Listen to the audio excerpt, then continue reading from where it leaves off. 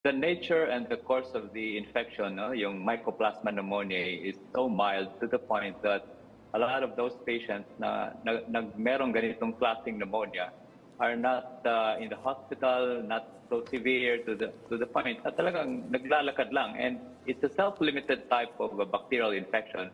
Karaniwan daw sa sintomas nito ang ubo at lagnat.